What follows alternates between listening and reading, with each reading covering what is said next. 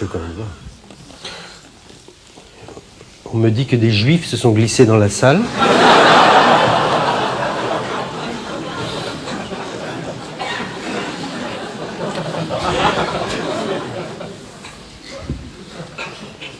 Vous pouvez rester.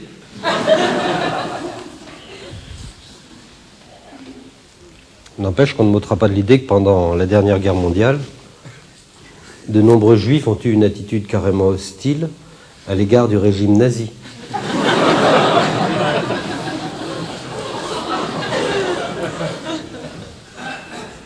Il est vrai que les Allemands, de leur côté, ne cachaient pas une certaine antipathie à l'égard des Juifs, mais enfin, ça n'était pas une raison pour exacerber cette antipathie en arborant une étoile à sa veste, pour montrer qu'on n'est pas n'importe qui, qu'on est le peuple élu, et pourquoi j'irais pointer au Vélodrome d'hiver?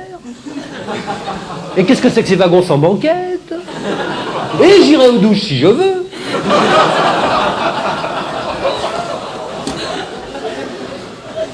Quelle suffisance! Attention, ne me faites pas dire ce que je n'ai pas dit, je n'ai rien contre ces gens-là. Bien au contraire.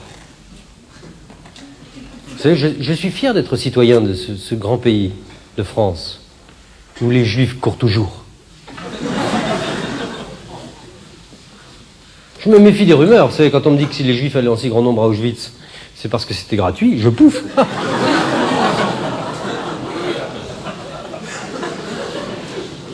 Puis attention, il y a juifs et juifs, hein. Oui, il y a deux sortes de juifs. Il y a le juif assimilé et il y a le juif. C'est pas du tout pareil. Le juif assimilé, si vous voulez, c'est n'importe quoi. Alors vraiment, c'est le genre de mec, il regarde l'Holocauste les pieds sur la table en bouffant du cochon pas cachère. Ouais. Il est infoutu de reconnaître le mur de Berlin du mur des Lamentations. Ah non, lui, quand il voit un mur, il joue au squash. Hein, ces gens-là sont la honte des synagogues. En plus, ils n'auront même pas la chance d'être reconnus par les nazis lors de la prochaine. Le juif, lui, c'est complètement différent. Le juif se sent... Comment dire? Il se sent plus juif que fourreur, oui.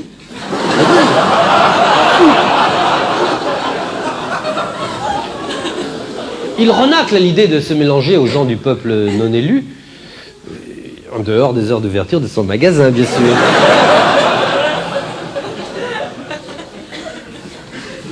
Dès son plus jeune âge, il recherche la compagnie des autres juifs. Et c'est pas toujours facile. C'est vrai, naguère encore, les juifs avaient les lobes des oreilles pendants, les doigts et le nez crochus, et la bite à col roulé, hein.